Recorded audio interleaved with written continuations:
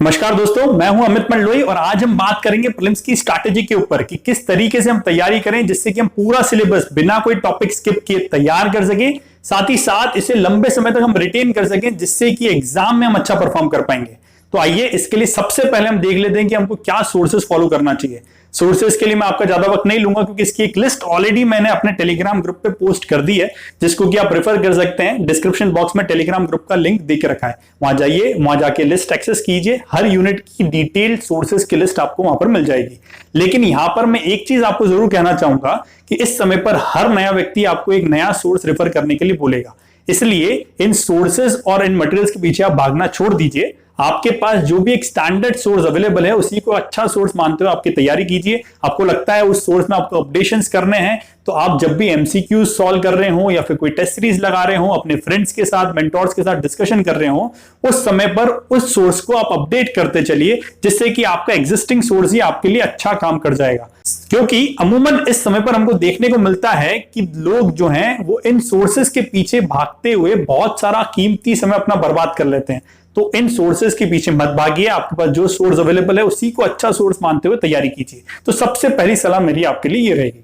Secondly, आपके पास दो plan होना चाहिए। एक प्लान तो आज से लेकर के एग्जाम के दिन तक आप कब कौन सा टॉपिक को पढ़ेंगे, कब कौन से टॉपिक को रिवाइज करेंगे, इससे रिलेटेड डिटेल इटनरी।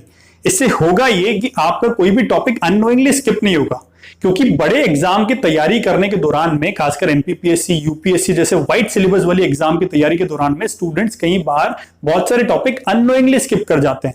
इससे बचने के लिए आपके पास एक डिटेल प्लान होना जरूरी है।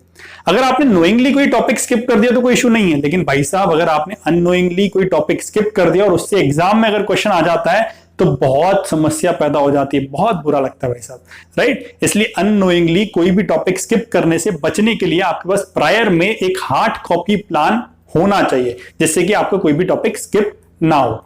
साथ ही साथ जब भी आप प्लान बनाएं तो एक चीज जरूर ध्यान रखें कि डिफिकल्ट टॉपिक्स और जो टॉपिक्स आपने कभी नहीं पढ़े हैं उनको एक प्लान के अंदर में पहले जगह दीजिए, और जो टॉपिक्स आपको सिंपल लगते हैं, जिनको आप मल्टीपल टाइम्स पहले भी पढ़ चुके हैं, उनको आप थोड़ी सी लेट जगह दीजिए। इससे होगा ये कि डिफिकल्ट टॉपिक्स को रिवाइज करने के लिए आपके पास पर्याप्त समय बाद में मिल जाएगा। तो एक चीज प्लान बनाते समय ये जरूर आप ध्यान में रखें। अगर प्लान बनाने में आपको कोई भी समस्या आ रही हो तो एक सैंपल प्लान अपने टेलीग्राम चैनल पर मैंने ऑलरेडी उपलब्ध करा दिया है, उसको आप रेफर कर सकते हैं। सेकेंड, आपके पास एक डेली प्लान होना चाहिए। डेली प्लान से मेरा मतलब है कि आप सभी लोग 8 से 10 घंटे अपनी स्टडीज को देते होंगे, लेकिन 8 से 10 घंटे आप एक सिंगल स्ट्रेच में तो नहीं दे सकते, क्योंकि आपको बहुत सारे रेगुलर रूटीन वर्क्स करने होते हैं अपनी पढ़ाई के साथ में। इन रेगुलर रूटीन वर्क्स को अपनी पढ़ाई के साथ में सिंक करने के लिए ही हमको डेली प्लान की आवश्यकता है, जिससे कि कम से कम समय वेस्ट हो। तो डेली प्लान जरूरी है, राइट। अब किस तरीके से डेली प्लान बनाया जाए? डेली प्लान को आप इस तरीके से कर सकते हैं कि आप 3-3 घंटे के स्लॉट्स बांटिए। ब्रेकफास्ट के बाद 3 घंटे पढ़ाई, लंच के बाद 3 घंटे पढ़ाई, इवनिंग ब्रेकफास्ट के बाद फिर 3 घंटे पढ़ाई। फर्दर इन 3 घंटों को भी आपको सब इंटरवल्स में बांटना होगा, क्योंकि साइंटिफिकली प्रूवन है कि 45 मिनट से लेकर के 1 घंटे के बाद में अगर आप बैठते हैं पढ़ाई करने के लिए या फिर कोई भी काम करने के लिए तो आपका कॉन्सेंट्रेशन लेवल धीरे धीरे धीरे धीरे कम होते जाता है। इसलिए कॉन्सेंट्रेशन लेवल को सही मायने में बनाए रखने के लिए आप 45 मिनट या 1 घंटे की स्टडीज के बाद में एक 10 मिनट का ब्रीफ ब्रेक लीजिए।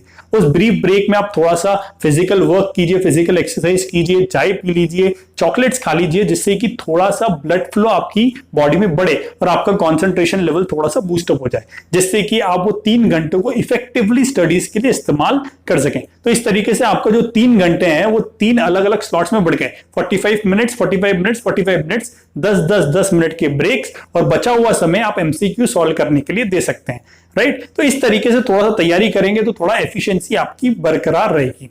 साथ ही साथ आप 2 सब्जेक्ट साथ में लेकर चलिए, एक सब्जेक्ट जो आपको थोड़ा डिफिकल्ट और अनइंटरेस्टिंग लगता हो और एक सब्जेक्ट जो आपको इंटरेस्टिंग लगता हो, क्योंकि कई बार देखने को होता है कि जब आप डिफिकल्ट सब्जेक्ट या अनइंटरेस्टिंग सब्जेक्ट जो आपको हो वो अगर आप पढ़ते हो तो आप बहुत जल्दी बोर हो जाते हैं, और जब आप बोर हो जाते हैं तो आपका मूड नहीं करता कि कौन पढ़ेगा, और दिन भर अगर आप वही सब्जेक्ट पढ़ेंगे तो बिल्कुल भी आपका वो सब्जेक्ट कंप्लीट हो पाएगा, ना ही आपके दूसरे सब्जेक्ट को ही तैयार हो पाएंगे। तो इसलिए जब भी आप बोर फील करने लगे अपने डिफिकल्ट सब्जेक्ट के साथ तो थोड़ा सा स्विच मार लीजिए 1 घंटे के लिए अपने इंटरेस्टिंग सब्जेक्ट के साथ में, जिससे कि आपके डेडिकेटेड स्टडीज के आवर्स भी आप दे पाएंगे और साथ ही साथ आपका दूसरा सब्जेक्ट जो डिफिकल्ट लगता है वो भी तैयार हो जाएगा। तो इस तरीके से थोड़ा सा आप पढ़ाई करेंगे तो थोड़ा सा इंटरेस्ट भी बना रहेगा और सब्जेक्ट्स भी बहुत जल्दी से तैयार हो जाएंगे। तो एक डेली प्लान बहुत ही ज्यादा मस्ट है। Third thing is solve MCQs. बहुत से स्टूडेंट्स मुझे सवाल पूछते हैं कि क्या एमसीक्यूज रेगुलर बेसिस पे सॉल्व करना चाहिए। तो हाँ, एमसीक्यूज रेगुलर बेसिस पे सॉल्व करना चाहिए। आपने दिन भर में आज जो भी टॉपिक पढ़ा है उससे रिलेटेड एमसीक्यूज आप शाम में या जब भी आपको फ्री टाइम मिले आप जरूर सॉल्व करें, लेकिन ध्यान रहे कि एमसीक्यूज से ओवरलोड ना हो जाए। ओवरलोड से मेरा मतलब है कि दिन भर आप एमसीक्यूज ही सॉल्व करते ना रह जाएं। इसलिए आप ध्यान रखें कि एक limited portion of time decide कर लीजिए कि इतने समय तक मुझे एमसीक्यूज सॉल्व करने हैं। एमसीक्यूज का सिलेक्शन भी सही तरीके से कीजिए, वही एमसीक्यूज सॉल्व कीजिए जो कि आपके एग्जाम पैटर्न के अकॉर्डिंग हो।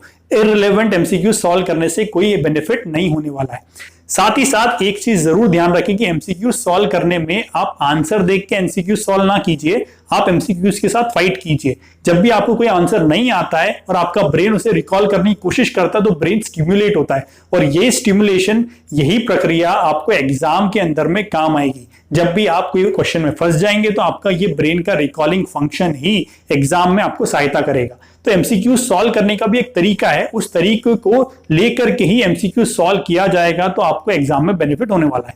साथ ही साथ एक चीज और कि एमसीक्यूज एक बहुत अच्छा तरीका है रिवाइज करने का भी। इससे अच्छी तरह से आपका रिवीजन हो जाता है और लंबे समय तक फैक्ट्स आपको रिटेन हो जाते हैं। इसलिए भी जरूरी है कि आप एमसीक्यूज रेगुलर बेसिस पे सॉल्व करें।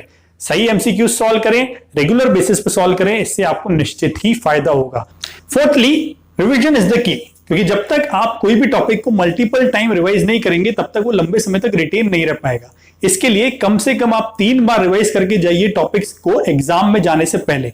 तो इसके लिए आप कैसा करेंगे, वंस इन 24 आवर्स एक बार आपको रिवीजन करना है। मतलब कि आज जो आपने टॉपिक पढ़ा उसको 24 घंटे में एक बार आपको रिवाइज करना है। सेकंड जो साइकिल होगी आपकी रिवीजन की वो होगी वंस इन अ वीक, और थर्ड जो साइकिल होगी आपकी रिवीजन की वो होगी वंस इन अ मंथ। इससे होगा ये कि आपका रिटेंशन का परसेंटेज भी बढ़ेगा नॉलेज का, और साथ ही साथ रिटेंशन टाइम भी बढ़ेगा कि आप लंबे समय तक इसको रिटेन कर पाएंगे। तो ये दोनों ही फायदे आपको एग्जाम में बहुत ही ज्यादा काम आने वाले हैं, राइट। इसलिए रिवीजन बहुत ही मस्ट चीज है जो कि आपको करनी ही करनी है एग्जाम्स के पहले, और कम से कम 3 बार, और हो सके तो 4 बार भी आप रिवाइज कर सकते हैं डिफिकल्ट टॉपिक्स को। सिंपल टॉपिक्स को आप रिवाइज कम भी करेंगे तो भी चलेगा, लेकिन जो डिफिकल्ट टॉपिक्स है उनका रिवीजन आप स्किप बिल्कुल मत कीजिए। Now fifth point is test series is must. कई बार स्टूडेंट मुझसे पूछते हैं कि क्या प्रीलिम्स एग्जाम के लिए भी टेस्ट सीरीज लगाना जरूरी है। तो हाँ, प्रीलिम्स एग्जाम के लिए भी टेस्ट सीरीज लगाना उतना ही जरूरी है जितना कि मेंस एग्जाम के लिए, क्योंकि एक अच्छी प्रीलिम्स की टेस्ट सीरीज आपको बहुत सारे बेनिफिट्स दे सकती है। सबसे पहला बेनिफिट है रिवीजन में। जब भी आप अच्छी टेस्ट सीरीज लेते हैं तो उसमें आपको यूनिट वाइज टेस्ट मिलते हैं, एफएलटीज मिलते हैं, जिससे कि आपका रिवीजन में बहुत अच्छा हेल्प मिल जाता है। सेकेंड, आपको मिलते हैं बहुत सारे फैक्ट्स जो कि आप अपनी तैयारी के दौरान में कवर नहीं कर पाए थे। टेस्ट सीरीज से आपको वो अननोन फैक्ट्स मिल जाते हैं जो कि आपकी तैयारी के दौरान आप मिस कर गए थे। इसके बाद तीसरा बेनिफिट मिलता है सेल्फ इवैल्यूएशन। सेल्फ इवैल्यूएशन से हमारा मतलब है कि आपको पता लग जाता है कि आपके स्ट्रॉन्ग पॉइंट्स कौन से हैं, आपके वीक पोर्शंस कौन से हैं, जिससे कि आप अपने पढ़ाई के समय को स्मार्टली डेडिकेट कर पाए। चौथा फायदा मिलता है आपको एक गाइडेंस प्रोवाइड करने का, आपको एक दिशा निर्देश प्रोवाइड करने का। आपको जब भी टेस्ट सीरीज देते हैं तो आपको पता लगता है कि कौन से तरीके के प्रश्न, कौन से सेक्शन से प्रश्न ज्यादा पूछे जाएंगे, कौन से टाइप के प्रश्न ज्यादा पूछे जा सकते हैं, जिससे कि आप अपनी तैयारी को भी उस तरीके से शेप कर पाए।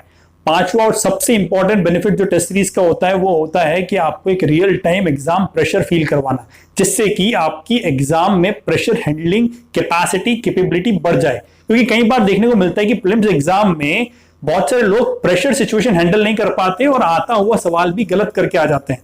तो इस सिचुएशन से बचने के लिए टेस्ट सीरीज लगाना एक अच्छा विकल्प हो सकता है। इसीलिए टेस्ट सीरीज आपको जरूर लगाना चाहिए क्योंकि इसके अच्छे अच्छे बेनिफिट्स हैं। Last but not the least, food, sleep, exercise. क्योंकि एग्जाम टाइम पे स्टूडेंट्स अमूमन अपने मील्स को स्किप कर जाते हैं, अपने स्लीपिंग आवर्स को कम कर लेते हैं और साथ ही साथ अपनी एक्सरसाइज प्लान्स को भी स्किप कर जाते हैं, जिसकी वजह से उनके फिजिकल और मेंटल हेल्थ पर इंपैक्ट गिरता है और फिजिकल और मेंटल हेल्थ इंपैक्ट होने के कारण स्टडीज भी इंपैक्ट होती है। तो मेरी एडवाइस रहेगी कि आप प्रॉपर डाइट लीजिए। प्रॉपर डाइट का मतलब है कि प्रॉपर टाइम से मील्स लीजिए जिसमें आप फैटी फूड्स का कंजम्पशन कम कीजिए, क्योंकि फैटी फूड्स आलसी लेकर के आते हैं, नींद लेकर के आते हैं, जिसकी वजह से आपकी स्टडीज इंपैक्ट हो सकती है।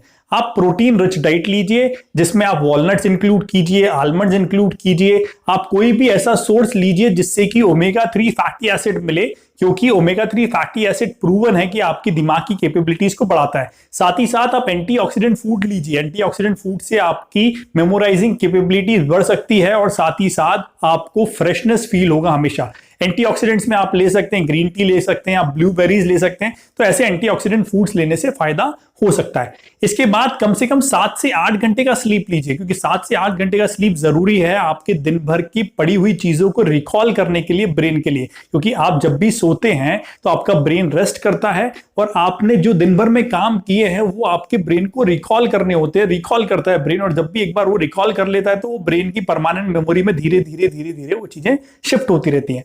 इसके बाद आखिरी चीज है कि आप लाइट एक्सरसाइज कीजिए, योगा कीजिए, आप प्राणायाम कीजिए, जिससे कि आपका कंसंट्रेशन लेवल भी ठीक रहे और आपके फिजिकल एक्सरसाइज भी हो पाए, जिससे कि आपकी बॉडीली जो क्रियाएं हैं, जो बॉडीली वर्क्स हैं, जो बॉडीली फंक्शंस हैं, वो सही तरीके से काम कर सके और आपको सही फिजिकल हेल्थ मेंटेन करने में हेल्प करे, जिससे कि आपका पढ़ाई में कोई भी नुकसान ना हो और आपको पढ़ाई में ज्यादा से ज्यादा फायदा मिले, ज्यादा कंसंट्रेशन मिले। तो इसलिए आपको ये सब चीजें फॉलो करना चाहिए।